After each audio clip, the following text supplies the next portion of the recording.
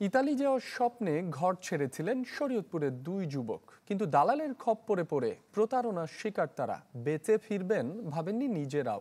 লিবিয়ার ভয়ঙ্কর দিনগুলো থেকে মুক্তি পেতে দুইজনকে গুনতে হয়েছে লাখ লাখ টাকা।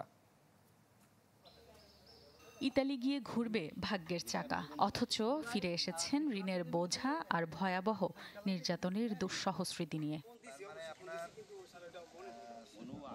দালাল হারুন লস্করের প্রলোভনে ১৬ লাখ টাকা চুক্তিতে ইতালি যাওয়ার স্বপ্নে ঘর ছেড়েছিলেন শরীয়তপুরের ভেদরগঞ্জ উপজেলার ৬ গাঁওয়ের আলতাফ ও আহসান।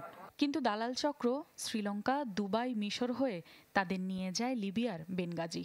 তুলে দেয়া হয় মানব পাচারকারী চক্রের হাতে। সেখানেই আটকে রেখে মুক্তিপণের জন্য চলে অমানসিক নির্যাতন। শ্রীলঙ্কা থেকে দুবাই, দুবাই থেকে মিশর হয়ে আমরা লিবিয়াতে বেঙ্গাজিতে ঢুকি। বেঙ্গাজিতে ঢোকার পর আমাদের ওই জায়গা থেকে নিয়ে ওরা বিক্রি করে দেয়। প্লাস দিয়ে চাপ দিয়ে ধরছে। হ্যাঁ, মনে গেলেন কারেন্টের তার আছে, সিলভারের একটা মোটা, হেরে দিয়ে মনে গেলেন পিটাইতেও পরে আবার ইলেকট্রনিক শর্ট দিত। জমি বিক্রি আর সুদের টাকায় ছেলেদের জীবিত ফিরে পেলেও পাওনাদারের চাপে দিশেহারা ভুক্তভোগী পরিবারগুলো। বন্দি করে নিয়ে আটকাইয়া গুডাইয়া এবার বেল দিয়ে পিডাইয়া ভিডিও করে পাঠাইছে, দেখছি তো। ৬ ঘন্টা জমি আছিল হে বেশি, মায়ের জিনিস বেশি, সুদ করে মুদ করে মাইসে তখন টাকা। আমরা টাকার জন্য বাড়িতে থাকতে পারি না স্যার, লোন আনা আসলে আমরা পলায় থাকি। কোনোদিন নেও নেই, আমাকে দেয়ও নেই, আর এই ব্যাপারে কোনো ডকুমেন্টস প্রমাণ কোনো রকম কিছু নেই।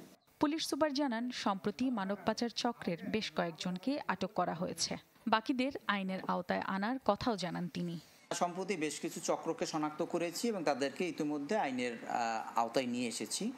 এর বাহিরেও আমাদের নলেজে আছে যে কিছু কিছু চক্র যারা এই কাজ করে যাচ্ছে, তো এদের বিরুদ্ধেও আমাদের গোয়েন্দা নজরদারি অব্যাহত আছে এবং একই সাথে টাইম টু টাইম তাদের বিরুদ্ধে আইনের ব্যবস্থা গ্রহণ করে যাচ্ছি।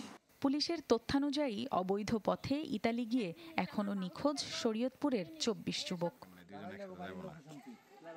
Desk report, channel 24।